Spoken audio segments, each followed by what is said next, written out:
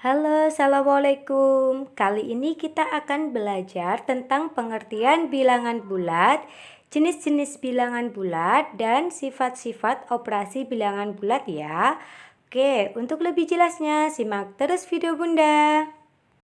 Pengertian bilangan bulat yaitu bilangan yang terdiri atas bilangan positif, bilangan nol, dan bilangan negatif yang tidak berupa pecahan atau desimal ya. Jadi bulat gitu ya, bukan pecahan dan bukan desimal. Lambangnya adalah huruf B ya. Jadi contohnya B sama dengan min 2, min 1, 0, 1, dan seterusnya. Paham ya untuk pengertian bilangan bulat? Nah, sekarang kita lanjut ke macam-macam bilangan bulat. Untuk yang pertama, sesuai dengan pengertiannya tadi, yaitu bilangan positif. Bilangan positif itu adalah bilangan yang lebih besar dari 0. Nah, bilangan ini terletak di sebelah kanan 0 pada garis bilangan. Nah, sedangkan yang kedua yaitu bilangan 0, yaitu bilangan yang netral. Dia tidak positif dan juga tidak negatif. Kadang masih ada yang tanya 0 itu negatif atau positif. Nah, dia netral, dia tidak positif dan tidak negatif. Begitu ya. Sekarang yang ketiga yaitu bilangan negatif. Bilangan negatif adalah bilangan yang kurang dari 0. Bilangan ini terletak di sebelah kiri 0 pada garis bilangan. Contohnya di sini min 3, min 2, min 1 gitu ya. Oke. Yang keempat, bilangan asli. Bilangan asli ini adalah bilangan bulat positif yang diawali dengan bilangan 1. Ya, lambangnya di sini adalah huruf A. Misalkan A sama dengan 1, 2, 3, dan seterusnya. Yaitu diawali angka 1 ya, ingat untuk bilangan asli. Yang kelima yaitu bilangan cacah. Bilangan cacah ini adalah bilangan bulat positif yang diawali dari bilangan 0. Jadi bilangan cacah dilambangkan dengan huruf C. Contoh di sini C sama dengan 0, 1, 2, 3, dan seterusnya. Ingat diawali dengan bilangan 0 ya untuk cacah. Yang keenam adalah bilangan ganjil. Bilangan ganjil ini adalah bilangan bulat yang tidak habis dibagi dengan 2. Jadi kalau dibagi dengan 2 dia ada sisanya. Itu adalah bilangan ganjil. Nah, bilangan ganjil dilambangkan dengan huruf J. Contohnya di sini J sama dengan 1, 3, 5, 7, dan seterusnya. Itu ya. Yang ketujuh yaitu bilangan genap. Nah, kalau bilangan genap itu adalah bilangan yang jika dibagi dengan 2 itu habis. Gitu ya. Nah, lambangnya adalah huruf G. Contohnya G sama dengan 2, 4, 6, 8, dan seterusnya. Seperti itu ya untuk macam-macam bilangan bulat ya. Oke, lanjut ya. Oke, ini adalah garis bilangan bulat ya.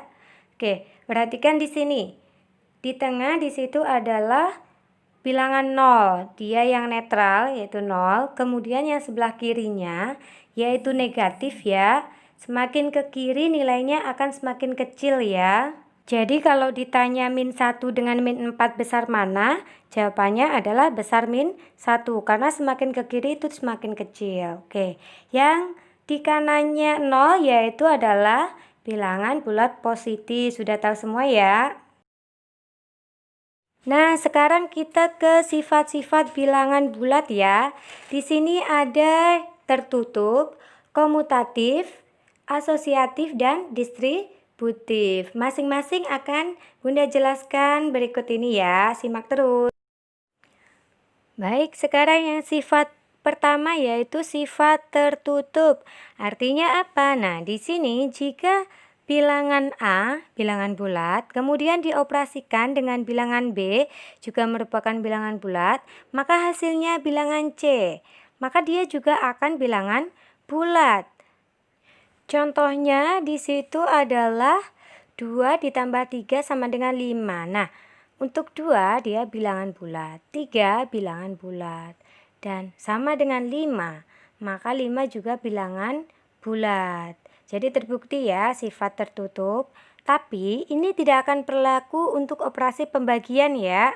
Nah, karena apa? Kita berikan contoh ya untuk pembagian. 1 dibagi dengan 2. 1 adalah bilangan bulat. Dibagi dengan 2 juga bilangan bulat. Hasilnya adalah 1/2. Apakah 1/2 bilangan bulat? Bukan ya, dia adalah pecahan. Maka sifat tertutup ini tidak berlaku pada pembagian. Paham ya? Sifat yang kedua yaitu pertukaran atau komutatif ya. Nah, ini berlaku pada operasi penjumlahan dan perkalian. Di sini kita tuliskan A ditambah B akan sama dengan B ditambah A. A kali B akan sama dengan B kali A. Contohnya di situ 4 kali 5 sama dengan 20 dan 5 kali 4 juga hasilnya 20. Begitu juga dengan yang penjumlahan. Paham ya? Sifat yang ketiga yaitu asosiatif atau pengelompokan. Nah, sifat ini jika kita tuliskan yang pertama misalkan A plus B kita kurung ditambah C, maka akan sama dengan A ditambah dalam kurung B plus C. Nah, untuk perkalian juga ya. Jadi, untuk sifat asosiatif ini berlaku untuk penjumlahan dan perkalian. Jadi, kalau perkalian A kali B dalam kurung kemudian kali C, hasilnya akan sama dengan A kali dalam kurung B kali C. Oke, untuk lebih jelasnya kita ke contoh. Dalam kurung 2 tambah 3, kemudian ditambahkan 4, itu kan sama dengan 9. 2 tambah 3 dulu, hasilnya 5 ditambah dengan 4, kemudian 9. Dan 2 ditambah dalam kurung 3 tambah 4. 3 tambah 4 kan 7. Ditambahkan 2 hasilnya 9. Jadi sama ya, terbukti untuk penjumlahan. Begitu juga dengan perkalian ya. Nah, yang dikurung di depan 2 kali 3. Kemudian kita kalikan 4, itu hasilnya 24. Hasilnya akan sama dengan 2 dikali dalam kurung 3 kali 4. Hasilnya juga 24. Terbukti ya.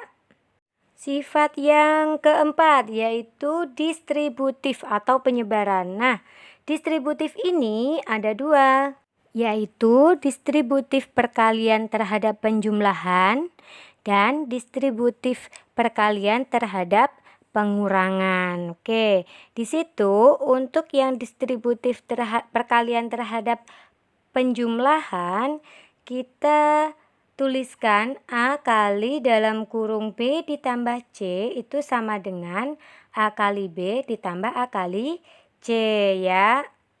Untuk lebih jelasnya kita langsung ke contoh ya. Nah, di situ 2 dikali dalam kurung 3 tambah 4. Maka hasilnya 2 kali 3 tambah 4 kan 7, berarti 2 kali 7 sama dengan 14. Nah, akan kita buktikan apakah sama dengan dalam kurung 2 kali 3 ditambah 2 kali 4. Nah, 2 kali 3 kan sama dengan 6. Ditambah dengan 2 kali 4 kan 8, berarti 6 ditambah dengan 8 sama dengan 14. Terbukti ya. Oke. Yang selanjutnya distributif perkalian terhadap pengurangan. Nah, di situ A kali dalam kurung B min C sama dengan dalam kurung A kali B dikurang dalam kurung A kali C. Untuk lebih jelasnya ke contoh ya. 2 kali dalam kurung 4 dikurang 3 sama dengan berarti 2 kali 4 kurang 3 1 ya. Nah, sama dengan 2. Nah, sekarang untuk pembuktiannya 2 dikali 4 kemudian dikurangin 2 kali 3, apakah hasilnya 2? Di situ sudah terlihat ya, 2 kali 4 sama dengan 8, dikurangin 2 kali 3 sama dengan 6, berarti hasilnya 2. Terbukti. Baik, sekarang kita akan mencoba mengidentifikasi sifat operasi bilangan bulat ya. Nah, perhatikan. Di sini ada yang nomor 1, 2, 3, dan 4.